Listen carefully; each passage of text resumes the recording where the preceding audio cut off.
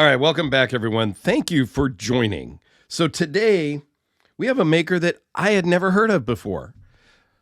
Dan Carraher knives. So my buddy Ty Addiction asked if I wanted to see this and sent me a link on Instagram. And I said, of course, because I rarely ever say no, because I want to show all the knives. And this was really cool. Dan sent it directly to me. Chris bought it, had it sent to me. I've had some conversations with Dan since. And this is a cool knife. Now, this is totally custom. Dan has, and I'm going to put some links down below, Dan has a quote-unquote production line as well as the custom line. And we'll talk about that in a second. Now, I don't have Dan's full bio, but I'm going to put some links down below. He originally, his day job, if you will, is a professional golfer and professional golf instructor of professional golfers. So he trains professional golfers, I guess, is the deal. And then in his free time, like he has a lot of free time, he makes knives in the garage. And this is one of them. And this is his very first one that he has ever tried to make with inlays. And he did a pretty good job. If this is any indication of where he is going to be by the time he does his 10th inlay, oh man, they're going to be badass. Okay. So let's talk about this. So it comes with just a nice standard zipper case. You know, packaging is important to me.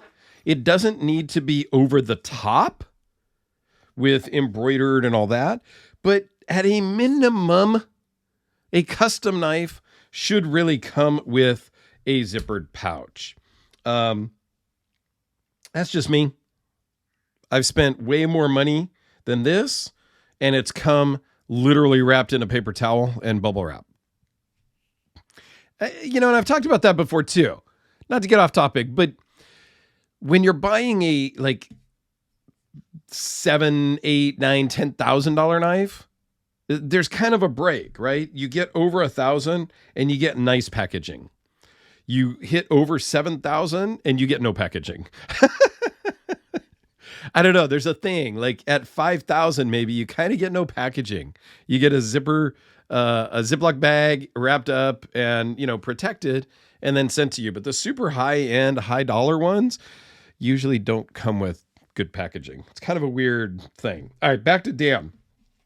So you get a plastic certificate of authenticity, which gives you some information about your particular knife. The size is standard. We'll talk about that. It's 4 1/4 inches closed, 7 3/8 overall, with a 3.17 inch blade and a 3.22 cutting edge.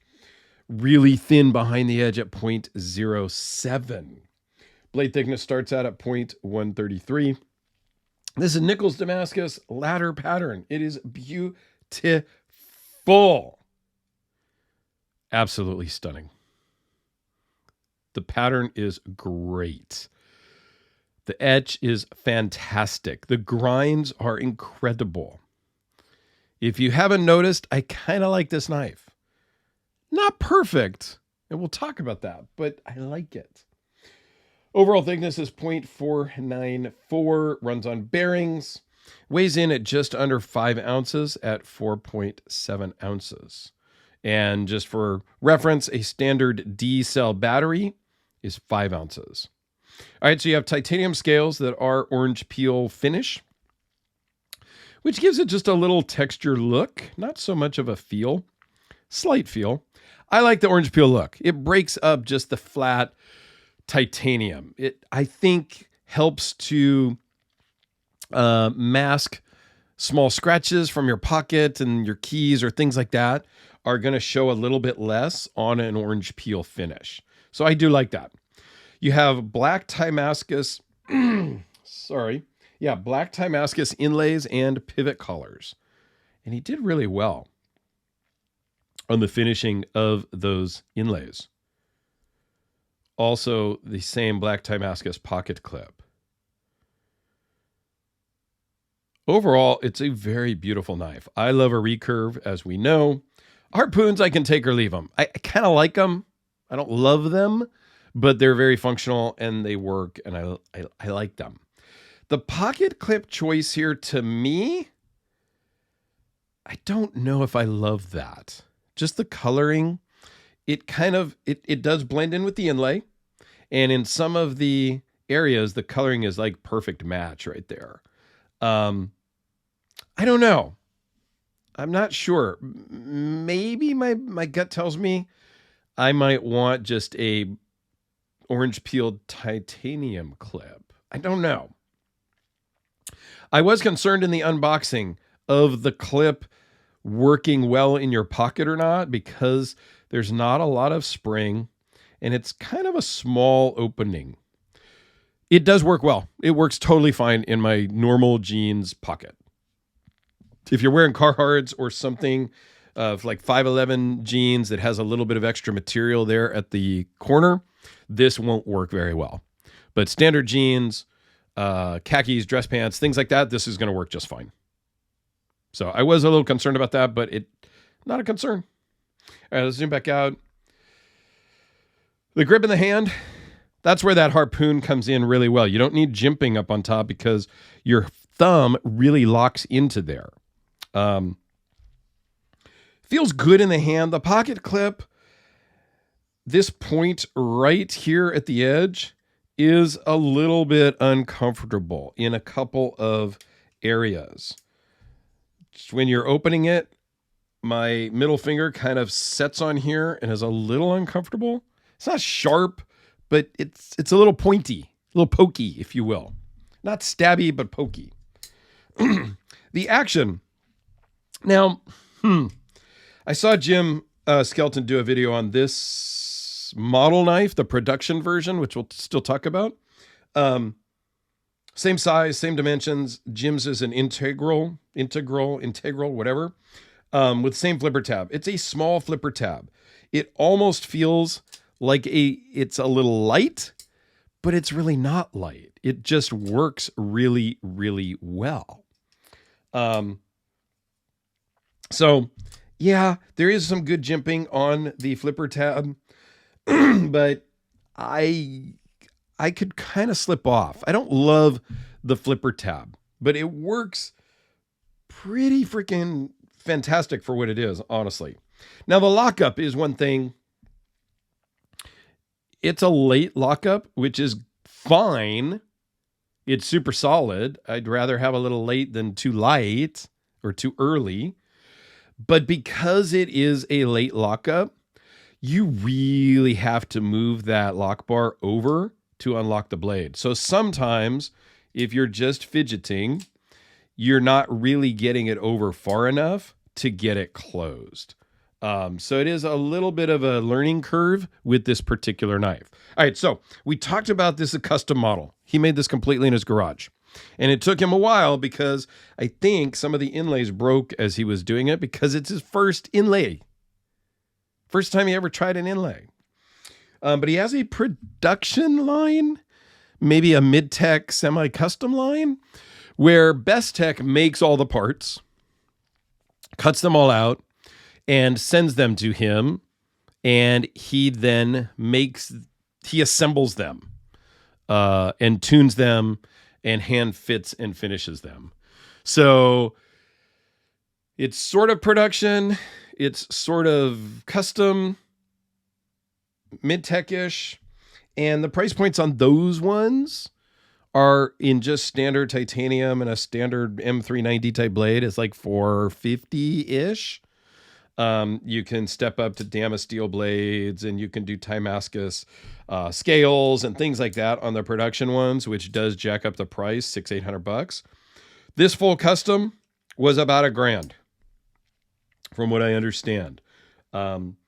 Which I think handmade here in America, I believe is in what is it? It's in Florida, St. Augustine, I think is what it is, in Florida. $1,000, not too shabby. Not too shabby at all. So, couple of minor nitpicks.